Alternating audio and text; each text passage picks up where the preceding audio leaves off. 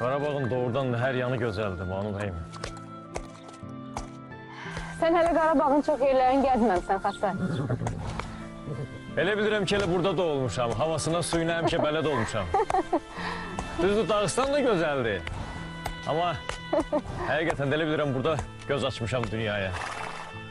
Harada qaldın ki? Ümid eləyirəm, axıra qədər elə fikirləşərsən.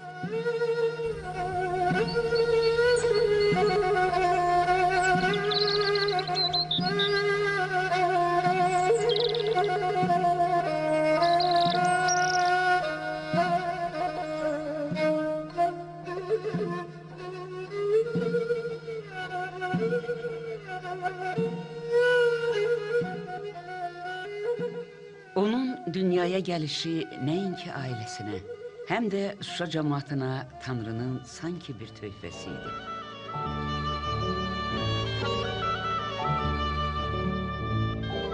...19-cu əsr Azərbaycan ədəbiyyatında önəmli yer tutan, şərq poetik ənənələrinə sədaqəti ilə seçilən, daim bu ruhda yazıb yaradan, insana məhəbbət, həqiqətə inam hissi aşılayan, zərif lirizmə malik, incə, bədii boyalarla zəngin bir irs yaradan, böyük Azərbaycan qızı Xurşudbanu Natəvan. 1000 illik Azərbaycan ədəbiyyatının qadın nümayəndələri o qədər də çox olmayıbdır. Və bunların arasında şübhəsiz ki, Xurşudbanu Natəvan ən görkəmli yerlərdən birini tutur. Öz ömrü və qələmi ilə bitkin dünya quran xan qızı 2 əsrə yaxındır ki, müasirlərinin, müxtəlif sənət adamlarının, xalqın marağındadır. Şuşanın mənzərəsi, təkrarsız mənzərəsi, Şuşanın pak, təmiz ab-havası, Natəvanın əsərlərində, Natəvanın şeirində, poeziyasında özünün obrazlı şəkildə ifadəsini tapıb. Yenə ya Rəbb, nə qəmgindir mənim bu şad olan könlüm. Limuz eşqidən agah olub, ustad olan könlüm. Qarabağın son hakimi Mehdiqulu xanın yeganə övladı Xurşudbanu hələ uşaqlıqdan məhrumiyyətlərin, uğursuzluğun acısını dadmalı oldu. Təxminən 13 yaşı olanda Xurşudbanu Natəvanın sevimli atası Mehdiqulu xan dünyasını dəyişdi. Mehdiqulu xanın dünyasını dəyişməsi ilə artıq Çar tərəfindən, daha doğrusu o dövrdə onun torpaqları alınaraq dövlətin hesabına keçirildi. По указу Его Величества Императора имущество, оставленное наследником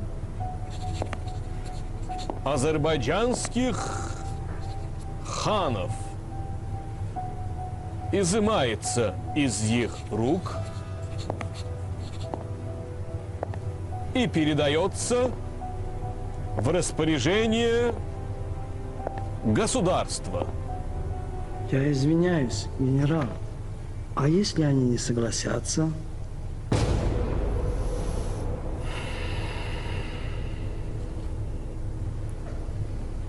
К неподчиняющимся этому приказу применить силу и арестовать. С уважением, наместник его императорского величества на Кавказе, генерал, адъютант, граф Воронцов Михаил Семенович.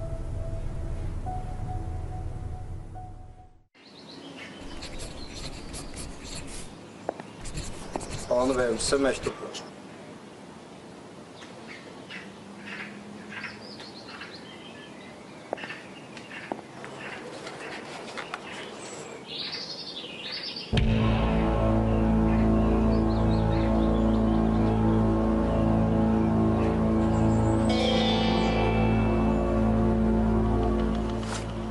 Həsən, səhər Tiflisə yola düşürəm. Hazırlıq görülsün.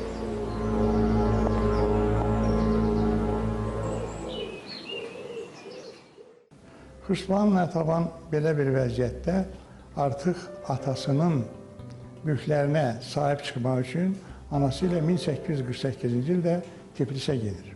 Və onların qəbula düşməsində və mülkiyyət hüququnu almasında Mirzə Fətəli Axundzadənin çox böyük köməyi olur. Və həmin vaxtı Mirzə Fətəli Axundzadə onu deməli başqa bir şəxslə tanış etdi. Xasay xan Usmiyev adlı bir şəxslə.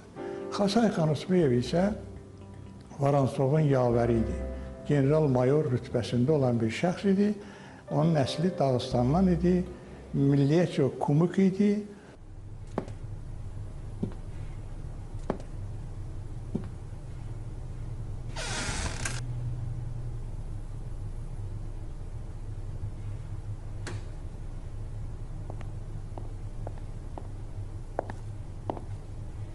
Hoş gördük Banu Beyim. Sizi görməyimə şadam. Canişin cənabları indi sizi buyurub dinləyəcəklər. Təşəkkür edirəm.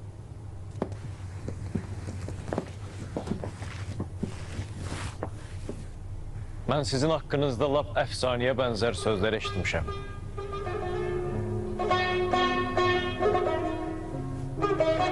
Siz mənim haqqımda zəhərli sözlər də eşidə bilərsiniz. Ola bilməz. Bütün Azərbaycan sizlə fəxr eləyir. Bu sözləri eşitmək çox xoşdur, knyaz.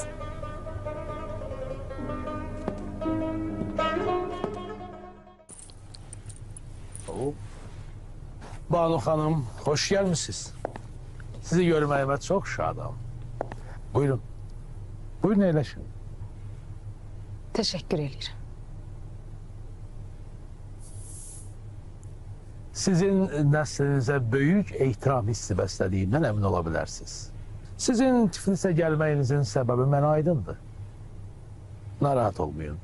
Çalışaram ki, ata-babalarınızdan qalan torpaqların heç olmasa az bir hissəsini sizə qaytarsınlar. Siz tək qızsınız. Bu qədər mülk sizin nəyinizə lazımdır? Bilirsiniz, cənab general, mən tək deyiləm. Mənim xalqım var. Mənim yaşadığım Şuşa şəhərinin əhalisinin uşaqları elmsiz, kitabsız, məzhəbsiz böyüyür. Mən onlara heç bir kömək eləyə bilmirəm. Mən sizi başa düşürəm, xanım. Amma mənim təmiz vicdanım tələb eləyir ki, mən sizə həqiqəti söyləyim. Bilirsiniz, imperiyanın hal-hazırki vəziyyətində sizin tələblərinizi yerinə yetirə bilmərik. Amma narahat olmayın. Sizin nəslinizə olan böyük ehtiram hissimdən irəli gələrək çalışaram ki, sizə kömək edeyim.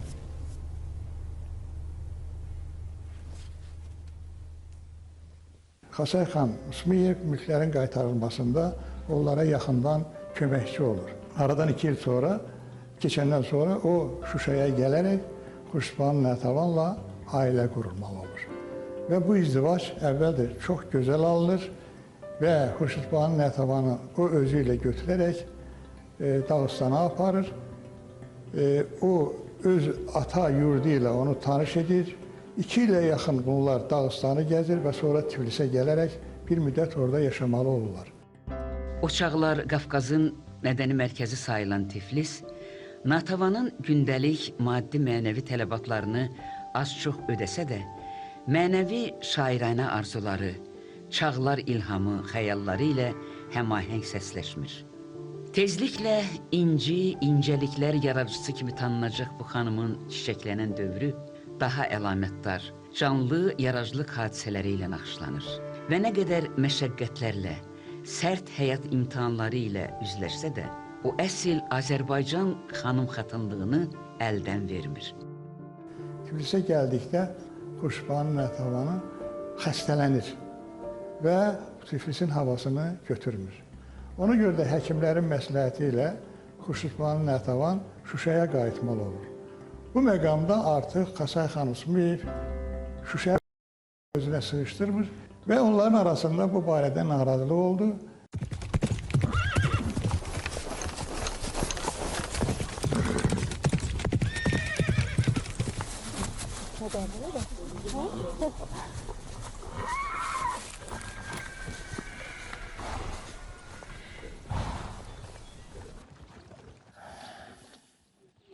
Nə olub Xasay? Nə olacaq? Sənin şair həmkarları məni lağa qoyurlar. Sakit ol Əzizim. Artıq bəsdir. Gedək, uzaqlaşaq buradan Banu. Yox. Yox. Bəs sən özün? O qədər zəhmət, xərc çəkdin, dağın başına şirin su çəkdirdin. Nə oldu? Hanı onların sənə olan hörməti? Mən o suyu ağalar üçün çəkdirməmişəm. Mən o suyu zəhmətkeş Camal üçün çəkdirmişəm. Əgər mən o şaya yayanları, məktub yazanları tapsaydım, mütləq cəzalarını verərdim. Mən atdıqları bir danar bəs deyil, indi də sənin üstünə düşürlər.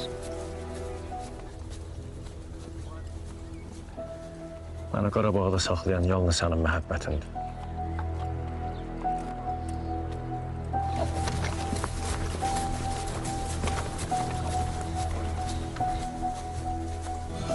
Onların 2 övladı dünyaya gəldi. 1854-cü ildə Mehdiqulu xan və 1855-ci, bu bəzi yerdə 56 yazılır, Xanbikə adlı qızı dünyaya gəldi. 1858-ci ildə xan qızı ikinci dəfə Bakıya səfəri zamanı şəhər hakimi Piqulevskinin evində məşhur fransız səyyahı və yazıcısı Aleksandr Düma ilə tanış olur. Bu görüş Dümanın 3 cildən ibarət Qafqaza səyahət əsərində yer aldı.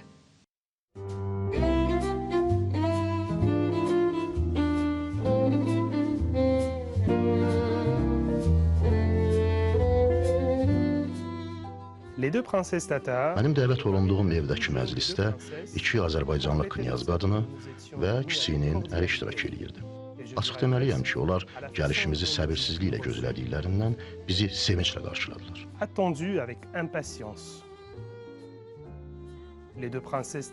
Knyaz qadınlarından biri Qarabağın son hakimi Mehdiqulu xanın arvadı, digəri isə onun qızı idi.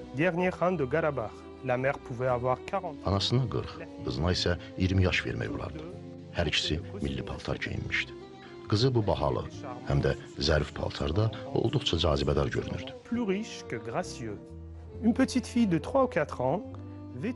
Öz anası kimi geyinmiş, 3-4 yaşlı qız uşağı təəccüb doğuran iri qara gözləri ilə bizə baxırdı.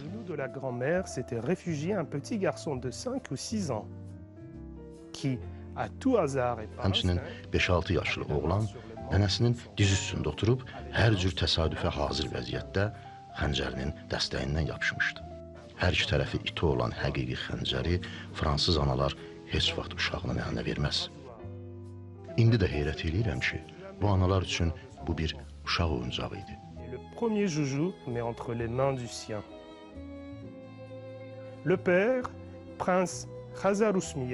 Ataları Xasay xan Usmuyev, Andreyeva kəndində doğulmuş, 35 yaşlı, yaraşıqlı, məğrur bir kişi idi. Fransızca əsl Parisli kimi danışırdı. O, əyninə qara kostyum geymiş, başına zərlə işlənmiş sivri uclu papaq qoymuşdu. Belindən fil sümüyündən dəstəyi və qızıla tutulmuş qını olan xəncər asılmışdı.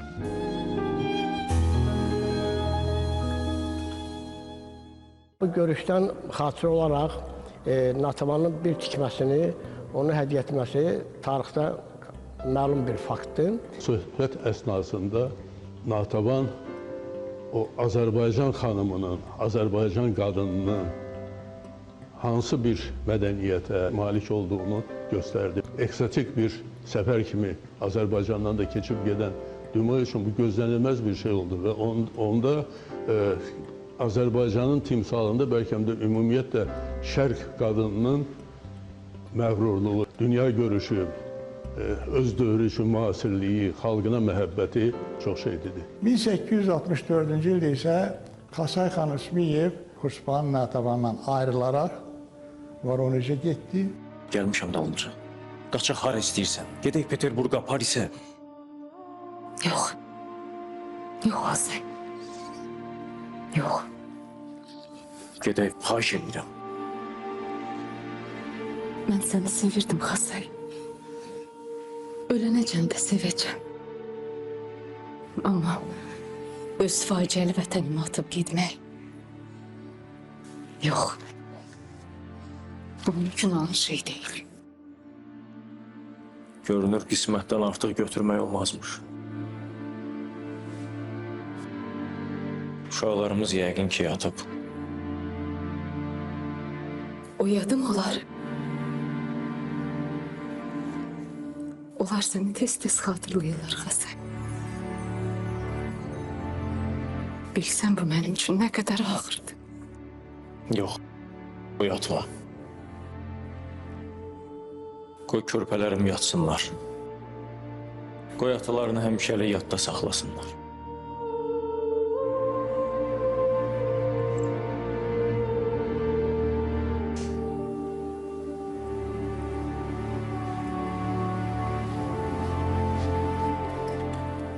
Əlvida Banu. Əlvida. Əlvida mənim əzizim. Qoy böyük yaradan sənin himayədarın olsun. Əlvida.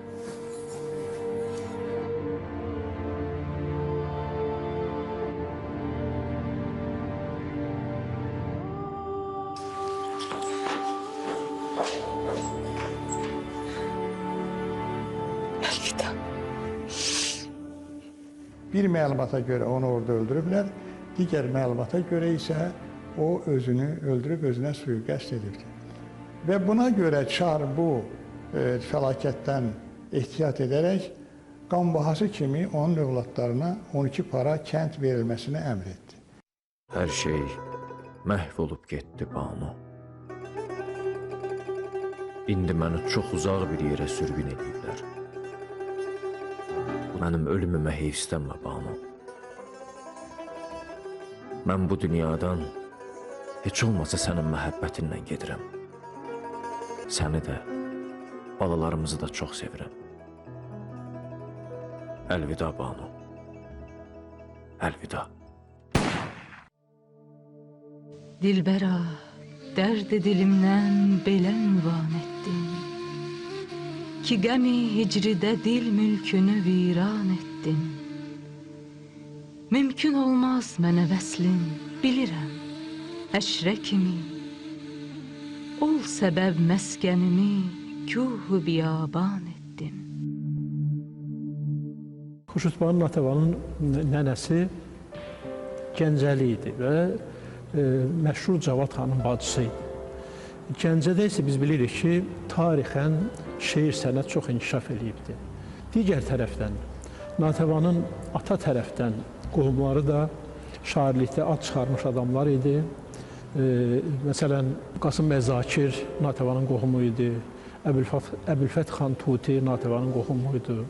Və bunların hamısının, bütün bu amillərin kompleksi Natavan kimi bir şairənin meydana gəlməsinə səbəb olmuşdu.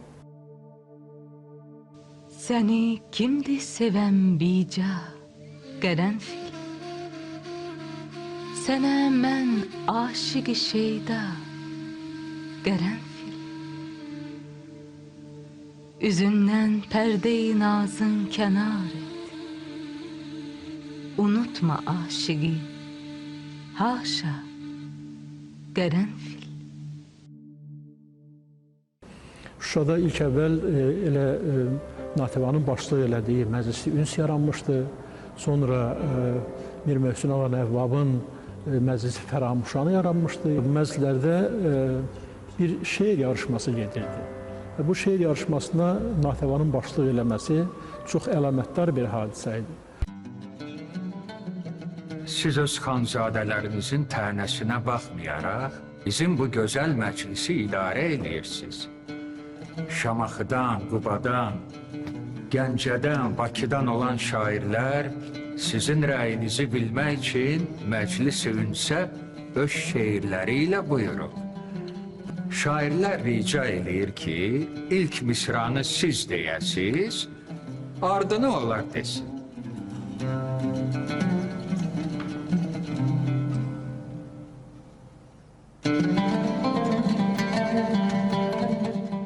Kaş əzəldən gəlməyəydi, ey fələk, dünyaya mən. Gəldiyim gündən əsirəm, bir quru sevdaya. Gəldiyim gündən əsirəm, bir quru sevdaya mən. Vermişəm dil, bağlayıb bel bir vəfasız dilbərə. Salmışam billah bəlasız başımı qovğaya mən. Əhli aləmdə könül, nə sidqi vardır, nə səfa. Mehirsizdilər sərasər, kimsədə yoxdur vəfa. İndiki var dustaqlarda hilə-vü, kizb-ü, riya.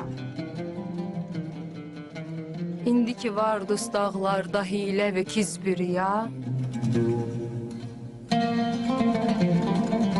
Nə görəydim hiləni həm də, düşəydim vaya mən.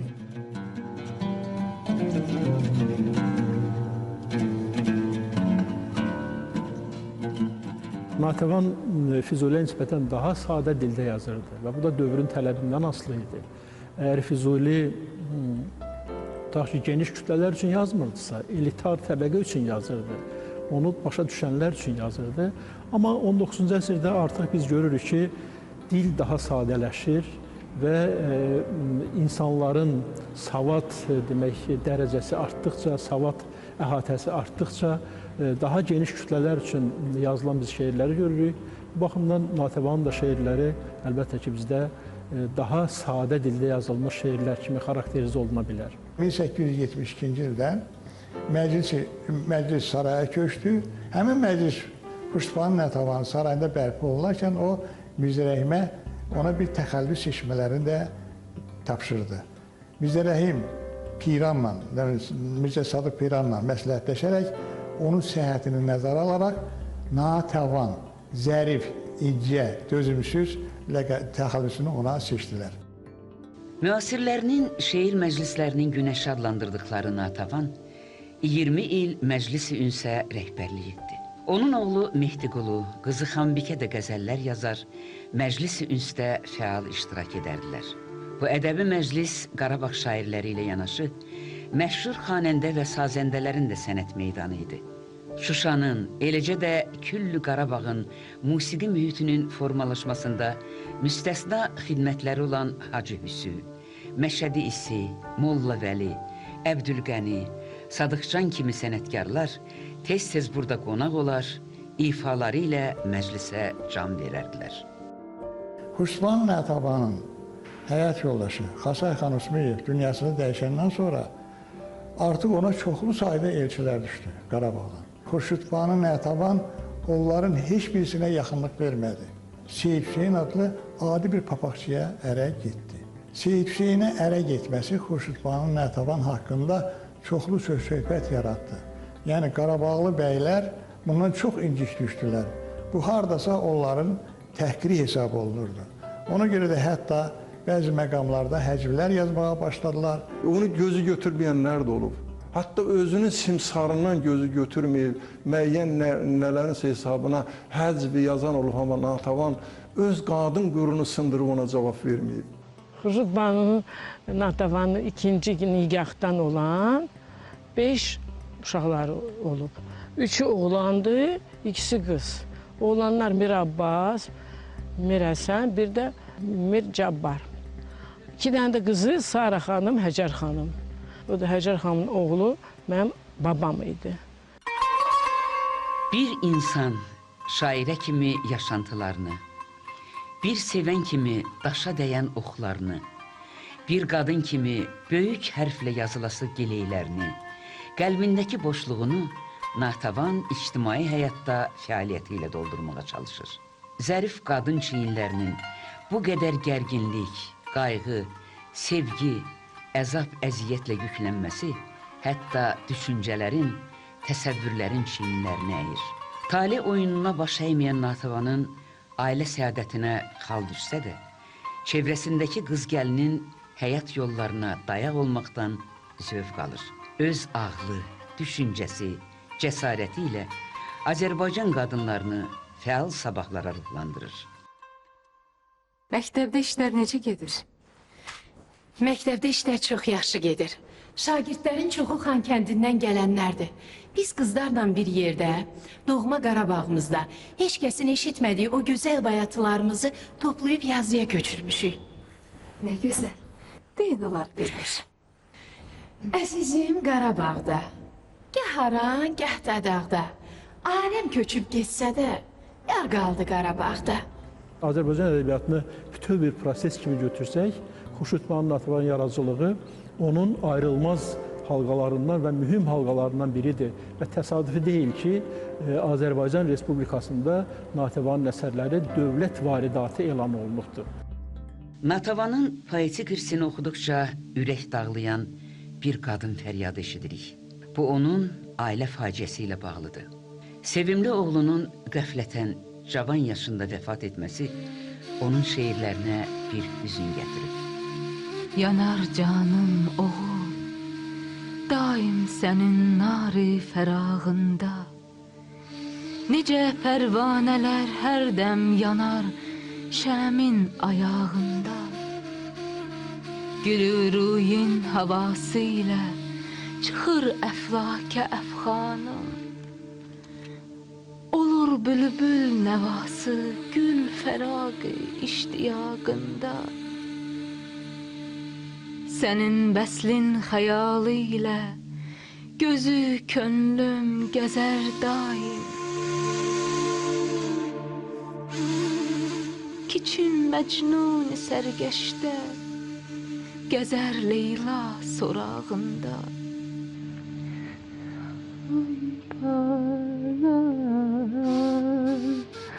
Kürpə balam ay ay ay.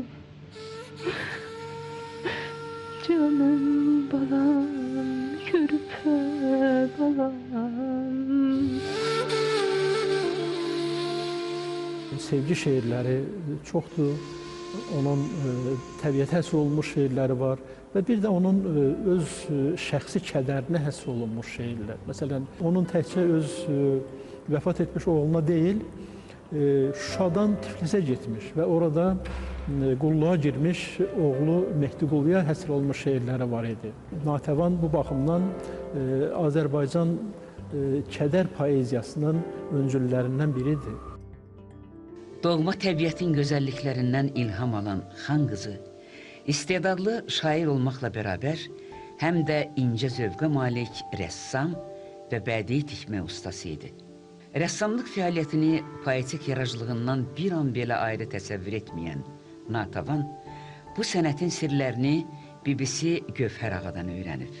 O, taleyin kəm bəxtinə hördüyü torların saplarını öz unikal tikmələrinin naxışları ilə çözüb, kölgəliyib.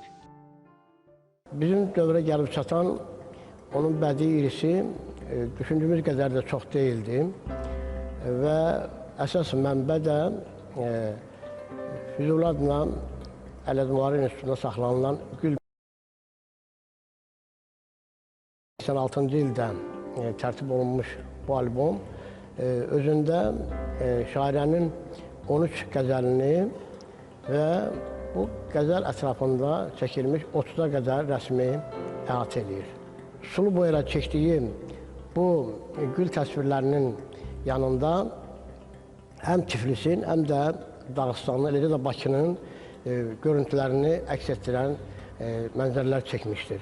Onun 4 rəsmi də Cəvacabarlı adına Azərbaycan Dövlət Teatr Muzeyində saxlanılır. Bugün Natəvanın məşhur gül dəftəri əgər UNESCO-nun dünya yaddaşı reyestrinə daxil olursa, bu deməkdir ki, bu Azərbaycan xalqının mədəniyyətinin qələbəsidir.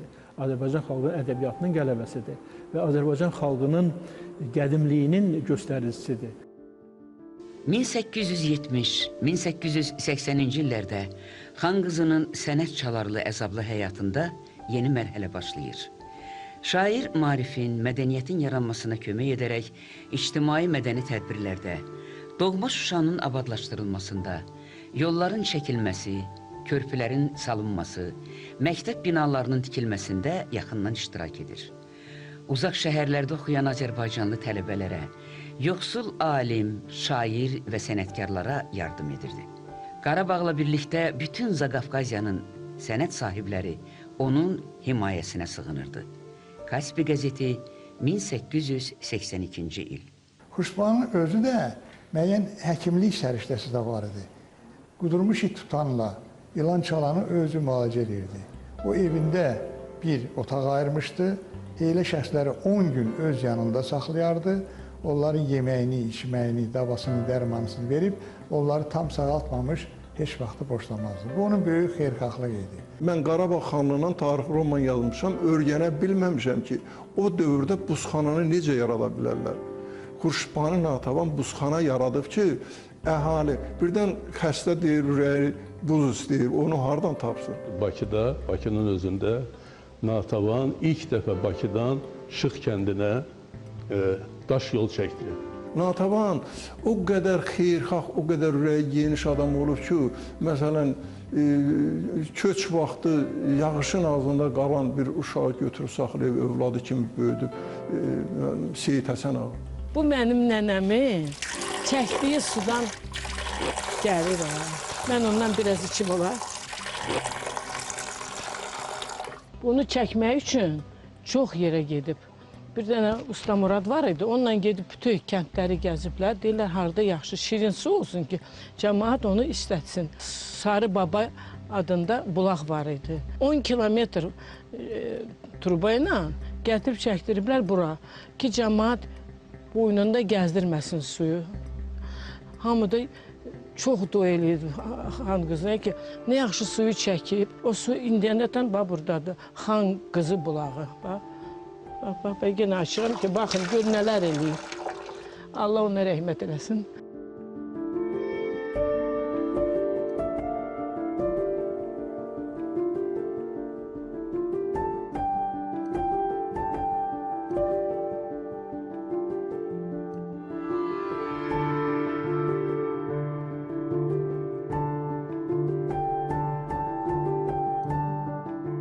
Son 30 ildə Bakıda çox kədərli hadisələrdən birisi ondan ibarət idi ki, Şuşanın və bütün Azərbaycan xalqının fəxri olan Natəvanın, Üzeyir bəy Hacıbəyovun, Bülbülün güllələnmiş abidələri, güllələnmiş heykəlləri Bakıda deməli yenidən Şuşaya qayıtmağını gözləyirdi. Ürəyim ağrıyır, baxa bilmirəm, çox həyəcanlandım. Dedim, adam da yaxşı, sən adamla dava edirsən, bu heykəllə niyə dava edirsən? Deşik-deşik edib, onunkini, Üzeyirinkini, sonra Bülbülün. 44 günlük zəfərdən sonra, bu böyük zəfərdən sonra, böyük qələbədən sonra o heykəllər də qayıtdı, getdi Şuşaya. Və o heykəllər Şuşada öz yerini tutdu. 44 günlük qələbəni Ali Baş Komandanın timsalında, bizim əskərlərin timsalında böyük bir qələbə olmaqla bərabər eyni zamanda elə bil ki, Natəvan poeziyasının da qələbəsi idi. Bu mənim ulu nənəmin Xurşudbanu Natəvan malikanəsidir. Xan qızı Natavanın malikanəsi 19-cu əsrin sonunda çay daşı və kərpicdən tikilib.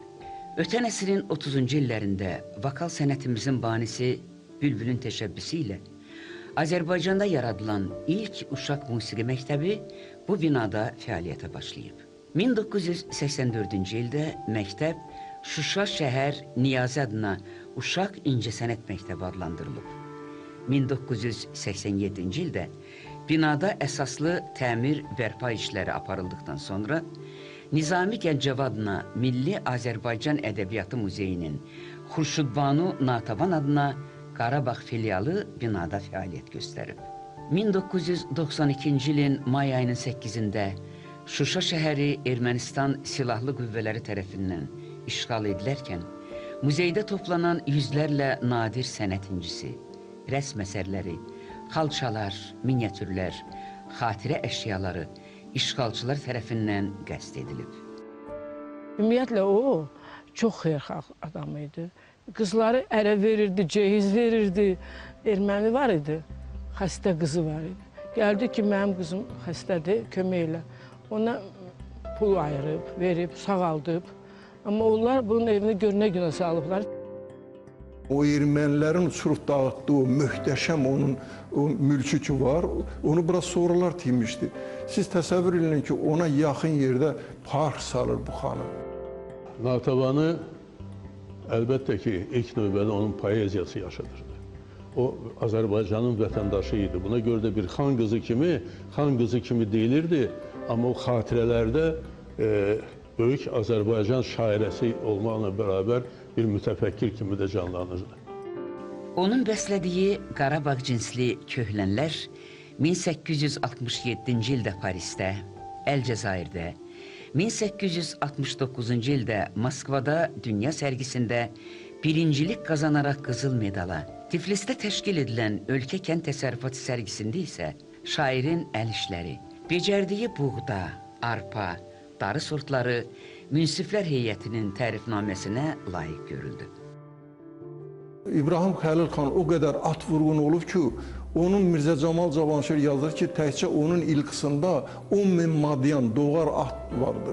Natavan bu atlara mən qadınam, mənim nəyimə lazımdır at demirdi. Atları saxlayırdı Ağcabədi ərazisində, Ağdamın ərazisində. O atlar 20 cins idi. Onları bir dəfə göndəriblər Parija, sərgiyə gedirdilər. Fransanın xanımları orada qızıllı atlar var idi, qırmızıya da çalırdı.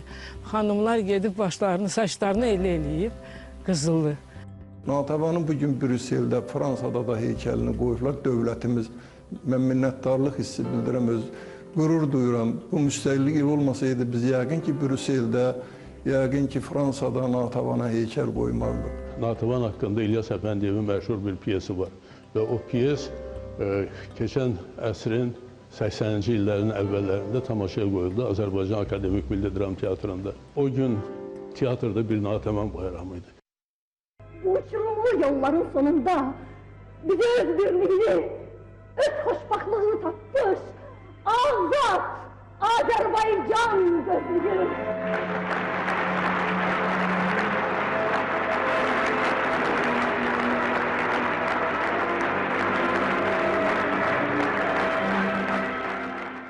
...1981-ci ildə mən İlyas Əfəndiyevin Xurşudbanu Natavan əsərinə quruluş vermişəm. Lakin həmin illərdə xan qızı haqqında tamaşa qoymaq mümkün deyildi. Uzun illər keçəndən sonra mən Bakı Bələdiyyə Teatrında Xurşudbanu Natavanın 190 illiyinə Xan qızı adlı tamaşa hazırladım.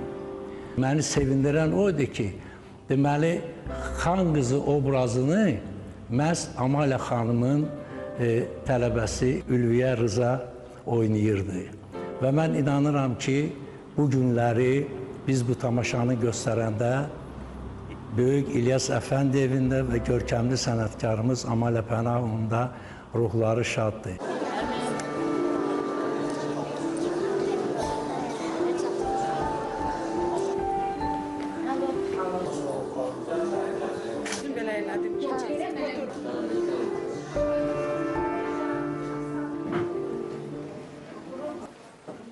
Amaliya xanımdan sonra bu məsuliyyəti öhdəmə götürmək mənim üçün çox çətindir. Çox həyəcanlıyam.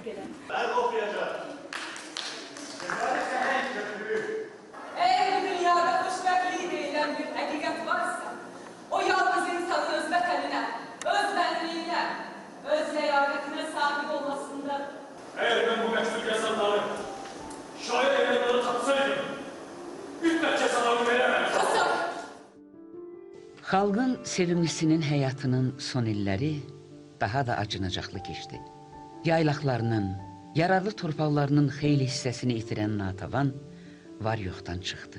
1896-cı il Bakinski Gubernski Vedomosti qəzeti yazır ki, o ağır maddi çətinlik yüzündən zinət və ev əşyalarını açıq satışa qoydu.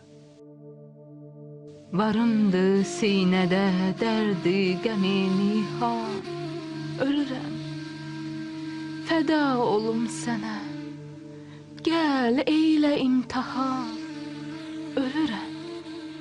Xurşudbanu Natəvan 1897-ci il oktyabr ayının birində dünyasını dəyişərkən onu Şuşadan Ağdama qədər Şuşa cəmaatı Qarabağlılar çiynində apardı. Bu, Xurşudbanu Natəvəyə olan ən böyük ehtiram idi.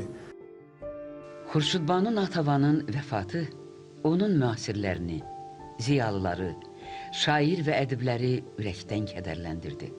Tiflisdə çıxan Qafqaz, Bağçasarayda nəşr olunan tərcüman qəzetləri bu olayı böyük təəssüf hissi ilə xəbər verdilər. Xurşudbanu Natəvan vətənini, xalqını, ailəsini sevən bir xanım kimi həmişə Şuşalıların, həmişə Azərbaycanların yadında əbədi qalacaqdır. Əzəli əbədi yurdumuz Qarabağın, Şuşanın hər daşında, torpağında, ağacında, otunda, çiçəyində Natəvanın nişanəsi var. Onun xeyir əməlləri bugün Azərbaycan dövlətinin Qarabağda, Şərqi Zəngəzurda həyata keçirdiyi quruculuq bərpa işlərində yaşayır.